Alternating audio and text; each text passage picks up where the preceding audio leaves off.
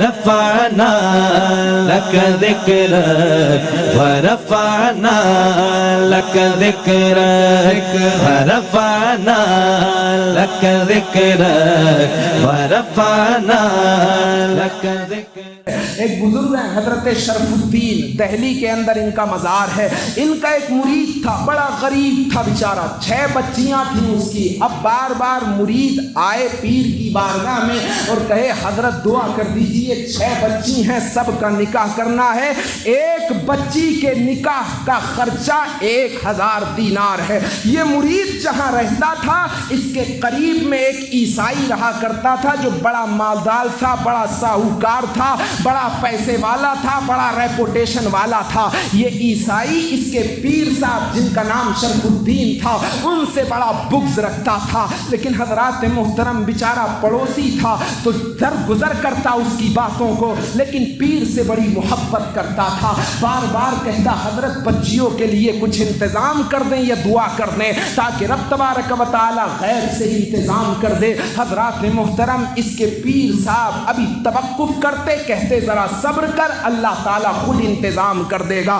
حضرات محترم اب ایک دن اس عیسائی نے اپنے پڑوسی سے کہا جو حضرت شرف الدین کا مرید تھا، کہا تم اپنے پیر کے بڑے قصیدے گاتے ہو، اس سے جا کر کے یہ کہنا کہ 6000 دینار میں تمہیں دیتا ہوں، لیکن یہ 6000 دینار کے بدلے اپنے پیر سے کہنا کہ میرے جانوروں کو چارہ ڈالنا پڑے گا تب تک جب تک کہ وہ 6000 دینار مجھے عطا نہ کر دیں. حضرات محترم اس نے کہا کیسی بات کرتا ہے، میں اپنے پیر کو کیا تیرے جانوروں کو چارہ ڈالنے کے لیے کہوں گا؟ لیکن بات تو کہہ دی عیسائی نے. محلے میں ہوتے ہوتے پورے شہر میں ڈھنڈورا پٹ گیا. شہر سے گلی گلی کوچوں سے تمام گھروں سے پیر صاحب کی خانقاہ تک یہ بات پہنچ گئی کہ میرے مرید کا جو پڑوسی عیسائی ہے وہ یہ کہتا ہے کہ 6000 دینار تو میں تجھے دے دوں گا، لیکن ان 6000 دینار کے بدلے اپنے پیر سے کہنا کہ وہ میرے جانوروں کو چارہ ڈالے تب تک جب تک کہ وہ 6000 دینار مجھے واپس نہ کر دیں. پیر صاحب نے کہا مرید سے حضرات محترم ابھی توقف کر، جب تک میں زبان سے کچھ نہ نکالوں کچھ مت بولنا. رات کے سناٹے میں حضرت شرف الدین رحمۃ اللہ تعالی علیہ، دیکھیے پیر ایسا ہوتا ہے، آج کے جیسے پیر نہیں کہ ان کی نظریں آپ کی جیبوں پر ہوا کرتی ہیں. کل کے پیر کی نظر حضرات محترم مرید کے دل پہ ہوا کرتی تھی. آج کے پیر کی نظر، پیر کا ہوتے پیر ہوتے پیر، آج کے پیر کی نظر مرید کے پیسوں پر ہوا کرتی ہے. اسی لیے تیرے اور میرے دل نہیں بدلنے. کیوں نہیں بدلنے؟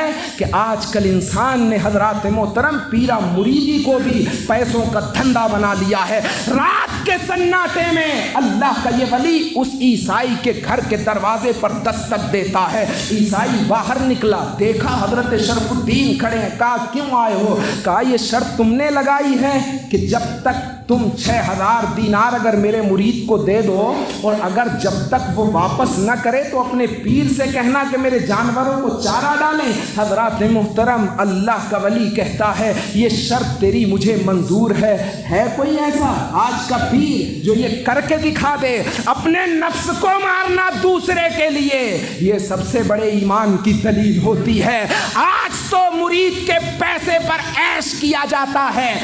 کوئی پیر ایسا جو اپنے جیب سے حضرات محترم نوکری کرنے کے بعد اپنے مرید کا گھر چلاتا ہو؟ حضرات محترم بہت کم ایسے ہوتے ہیں. کہا جو تو نے شرط لگائی ہے 6000 دینار تو دے دے گا، لیکن اس کے بدلے میں مجھے تیری نوکری کرنا پڑے گی تب تک جب تک میں یہ واپس نہ کر دوں. یہ شرط تیری مجھے منظور ہے. حضرات محترم عیسائی نے کہا ٹھیک ہے، 6000 دینار دے دیے گئے، بچیوں کی شادی کر دی گئی. حضرات محترم اب وقت گزرتا گیا. بادشاہ بڑا ماننے والا تھا حضرت شرف الدین کا. اسے جب پتا چلا تو اس نے 12000 دینار حضرت کی خدمت میں بھیجے اور یہ کہا کہ اس عیسائی کا قرضہ اتار دو. حضرت نے کہا یہ شرط تجھے لگانے کی اجازت نہیں ہے، تو نے بھیج دیے، میں نے قبول کر لیے، اب جو میں چاہوں وہ اس کا کروں. تو کون ہوتا ہے شرط لگانے والا؟ کہ اس عیسائی کے 6000 دینار دے کر کے اپنی جان چھڑا لوں، اب میری مرضی ہے جو چاہوں کروں۔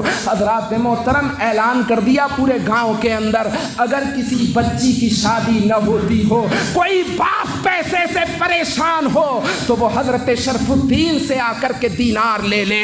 وہ 12,000 دینار بھی اللہ کی راہ میں ایسے ہی خرچ کر دیے جن لوگوں کو ضرورت تھی۔ حضرات محترم جنگل کے اندر کھیت میں اس عیسائی کے چارہ کاٹ رہے تھے، اس بات کا پتہ عیسائی کو بھی چل چکا تھا کہ 12,000 دینار اللہ کی راہ میں تقسیم کر دیے ہیں۔